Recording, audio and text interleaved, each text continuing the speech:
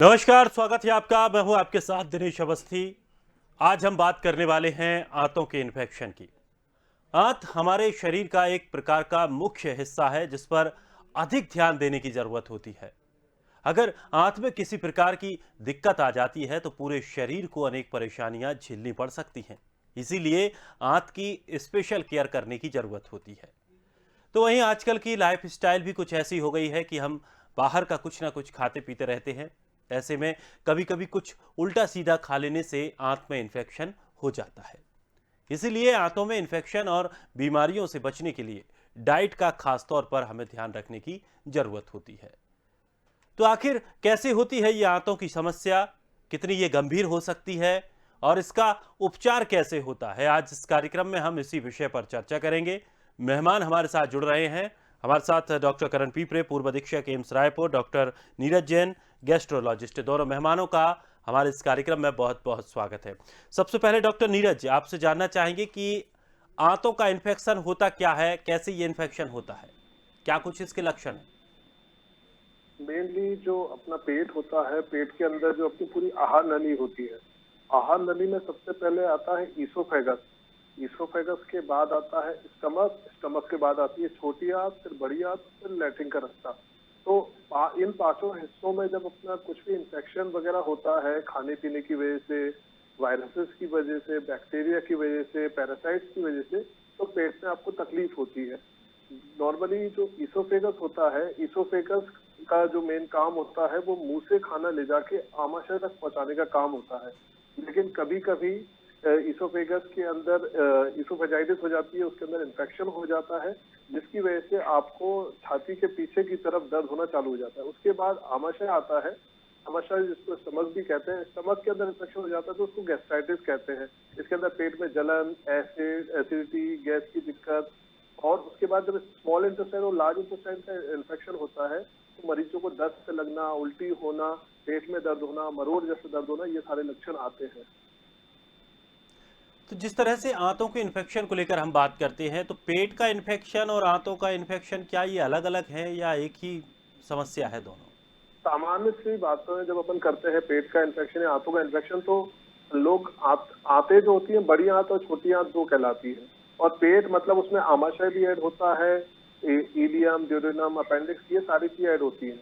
तो आमतौर पर भाषा में पेट का इन्फेक्शन और आंतों का इन्फेक्शन एक ही लोग समझते हैं। चलिए चलिए, यानी कि अगर कुछ ऐसा हम खा लेते हैं जिसकी वजह से जो अगर इन्फेक्टेड है या संक्रमित जो चीज़ है या प्रदूषित जो चीज़ है, अगर हम वो खा लेते हैं तो उसकी वजह से तमाम तरह की हमें दिक्कतें पैदा हो जाती हैं। लेकिन सर, इसका क्या कुछ इसका ट्रीटमेंट होता है, क्या कुछ सावधानियां इसमें हमें रखनी होती हैं? जब आपको ईसोफेजाइटिस होता है, मतलब कि ईसोफेगस का अगर आपको इन्फेक्शन हो रहा है, तो ईसोफेगस के इन्फेक्शन के लिए आपको मतलब रिफ्लेक्स ईसोफेजाइटिस की वजह से अगर आपको ईसोफेगस का इन्फेक्शन हो रहा है, तो उसको अंदर पीपीआई, प्रोटोन पंप इनहिबिटर्स होती है, पेंटॉप वगैरह की गोली होती है, सुक्राल की गोली होती है, वो आपको लेना पड़ता है। गैस्ट्राइटिस, अगर आपके स्टमक में इन्फेक्शन हो रहा है, एसिडिटी की वजह से जो इन्फेक्शन हो रहा है, उसका एक अलग ट्रीटमेंट है, एच पाइलोरी के इन्फेक्शन की वजह से है।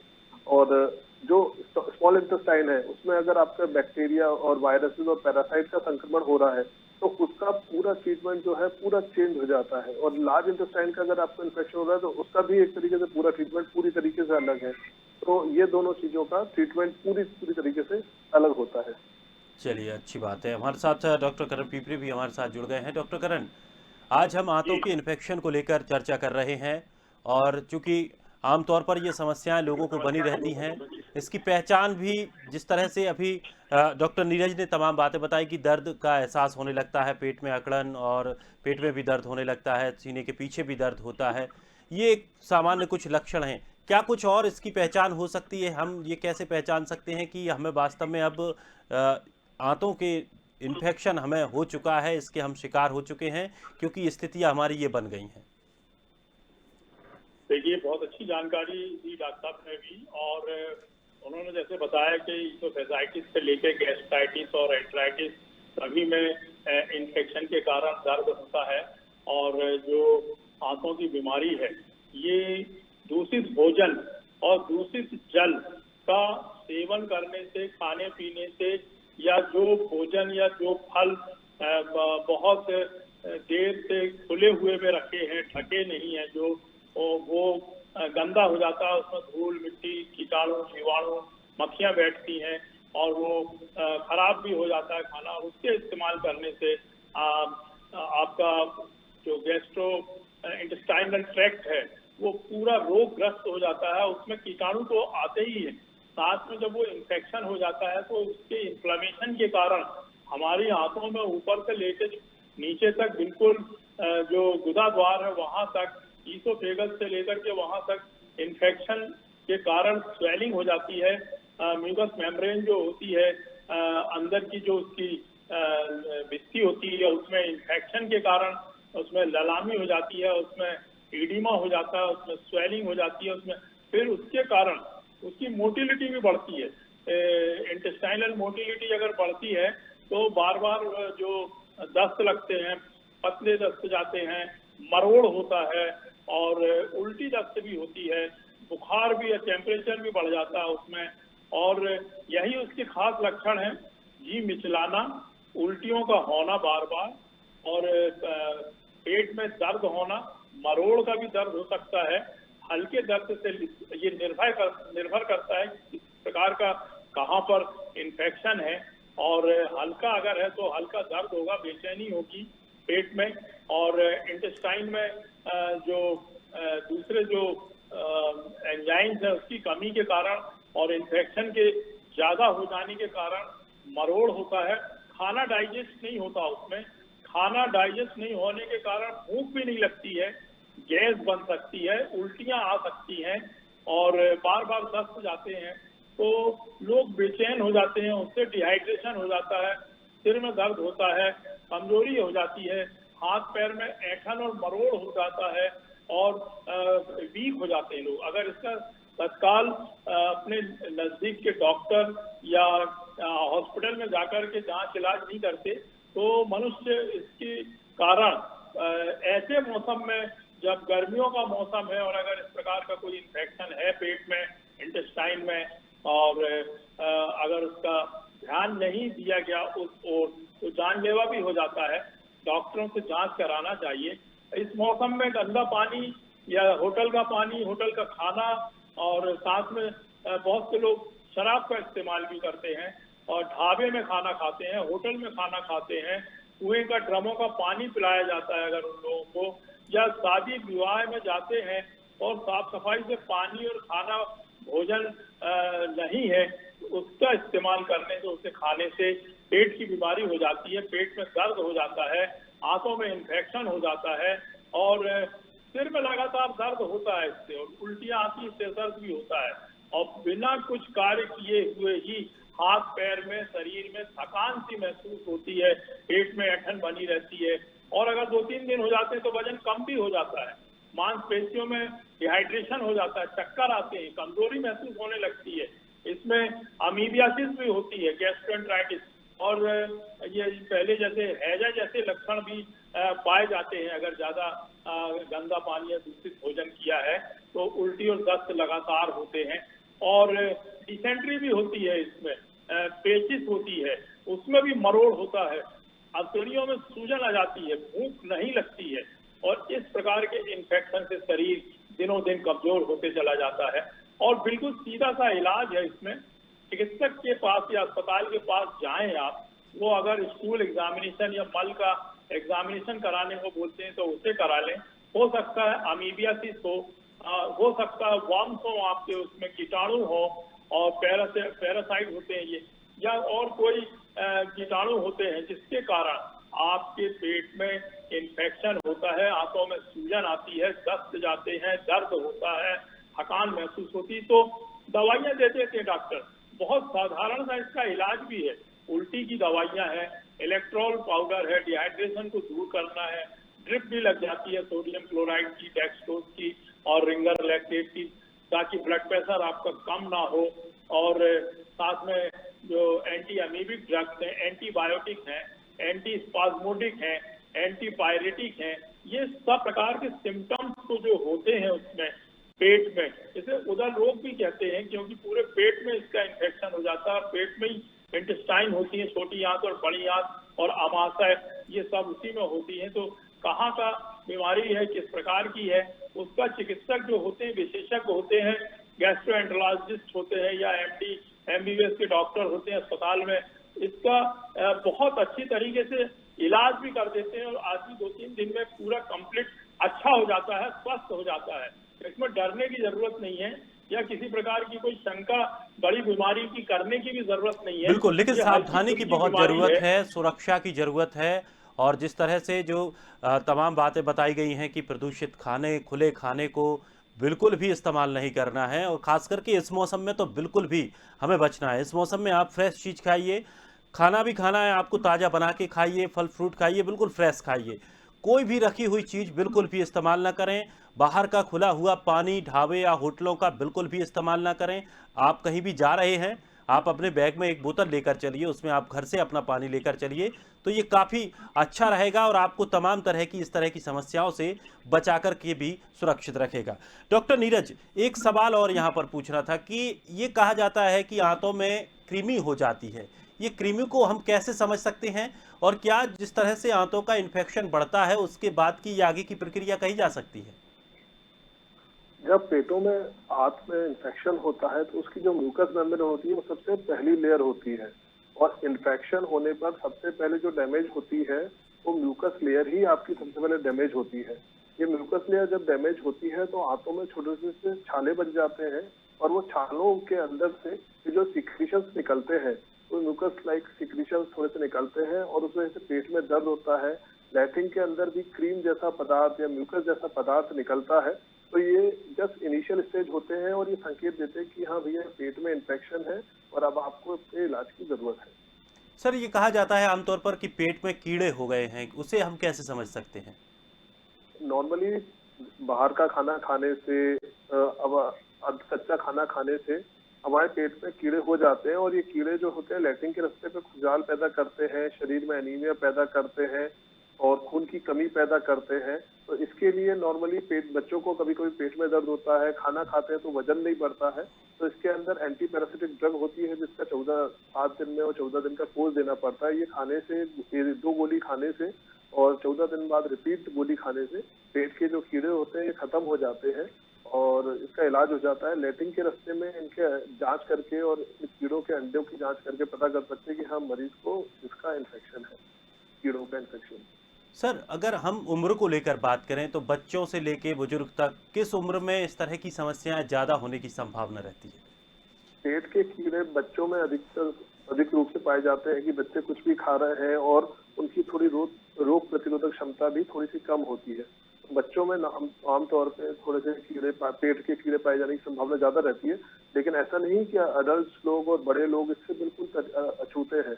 अडल्ट में भी ये बहुत ज्यादा कॉमन है। जो लोग नॉनवेज वगैरह ज्यादा खाते हैं उनमें पेट के कीड़े होने की संभावना भी ज्यादा रहती है, तो उनको साल में 2 बार या 3 महीने में 1 बार ये डीवर्मिंग ट्रीटमेंट जो होता है ये करा लेना चाहिए। उससे पेट भी सही रहता है और जो पैरासिटिक इन्फेक्शन अगर हुआ भी होगा तो वो सही हो, उसका प्रॉपर ट्रीटमेंट हो जाएगा।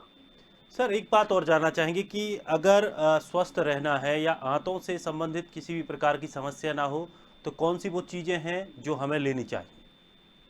जो मैं अब मेरे जो भी मरीज आते हैं जिनको पेट से संबंधित दिक्कत होती है, एसिडिटी की दिक्कत होती है, बवासीर की दिक्कत होती है, पथरी की दिक्कत होती है, पित्त की थैली की पथरी की दिक्कत होती है, गुर्दे की पथरी की दिक्कत आती है, उनको मैं लाइफस्टाइल मॉडिफिकेशन में कुछ नियमित चीजें हैं जो बताता हूँ कि सबसे पहले तो खाने का टाइम बिल्कुल फिक्स करके रखें। ऐसा नहीं है कि खाने में बहुत ज्यादा जल्दी खा रहे हो या बहुत ज्यादा 6-6, 8-8 घंटे के अंतराल पे आप खाना खा रहे हो। 4-4 घंटे पे आप खाना खाइए। खाने में पूरा पौष्टिक आहार लीजिए। ज्यादा पुराना खाना नहीं खाइए। पानी की मात्रा 4 से 5 लीटर आपके खाने में होनी ही चाहिए। मतलब पानी दिन भर आपको जो है 1-1 घंटे में 250 ml पानी पीना ही है। साथ में आपको फाइबर्स में सलाद, जो आप अपन खाने में बिल्कुल सब मैक्सिमम लोगों ने बंद कर दिया है खाना। सलाद में सबको बोलता हूँ कि 1 कटोरी सलाद खाने से पहले खाइए, उससे आपका पेट भी भर जाएगा। लैट्रिन के लिए आपके में शरीर में फाइबर्स भी पहुंच जाएंगे, और ये फाइबर्स पहुंचेंगे तो ये पानी को रोकेंगे शरीर में और वो आपके मल द्वार के द्वारा पानी निकलेगा, तो आपको बवासीर और फिशर वगैरह की दिक्कत नहीं होगी। और ये जो आप पानी पिएंगे तो इससे आपकी जो गुर्दे की पथरी की संभावना है ये भी खत्म हो जाएगी। साथ में दही का सेवन जरूर रूप से करें। अभी ठंड गर्मियां आ गई हैं तो छाछ अच्छे से पिए, अपने आप को अच्छे से हाइड्रेट करके रखें। ORS का पानी ले सकते हैं, नींबू पानी ले सकते हैं, और लिक्विड चीजें लें और ताजी चीजें लें। चलिए सर, बड़ी महत्वपूर्ण आपने जानकारियां दी और मुझे उम्मीद है कि जो दर्शक इस कार्यक्रम को देख रहे होंगे उनके लिए ये काफ़ी जानकारियां महत्वपूर्ण साबित होने वाली हैं, उपयोगी साबित होने वाली हैं। डॉक्टर करण, जैसे कि इसके इलाज को लेकर अगर हम बात करें, अगर किसी को इस तरह की इन्फेक्शन की समस्या से कोई जूझ रहा है, जिसको आंतों की इन्फेक्शन की समस्या है, तो कितने दिनों तक का इलाज हम मान सकते हैं, कितना टाइम ऑफ पीरियड रहेगा कि वो सही हो सकता है? यदि उसे आंतों का इन्फेक्शन है, किसी प्रकार का कोई संक्रमण है, मोस्ट कॉमन जो होता है वो होता है अमीबियासिस। अमीबिक जो अमीबा जो होता है उसके पानी में या खाने के कारण हमारे पेट में आ जाने से आंतों में स्वेलिंग हो जाती है, इन्फेक्शन होता है, लूज मोशंस होते हैं और अमीबिक डिसेंट्री भी होती है, पेचिस भी होती है। उसी के कारण ये खास ये है। और दूसरे नॉर्मल बैक्टीरियल फ्लोरा जो हमारे इंटेस्टाइन में होते हैं, और साथ में यदि बाहर से किसी प्रकार से कोई इन्फेक्शन आया है तो वो सब मिलकर के आपके पेट में अगर कोई इन्फेक्शन हो गया है और उसका सही चिकित्सक के द्वारा निदान किया जाए, जांच करने के बाद में उसका जो इलाज है, तो मैं समझता हूँ 1 दिन में तत्काल ही उसके जो इन्फेक्शन, दर्द और स्वेलिंग में कमी आ जाती है, उल्टियां बंद हो जाती हैं।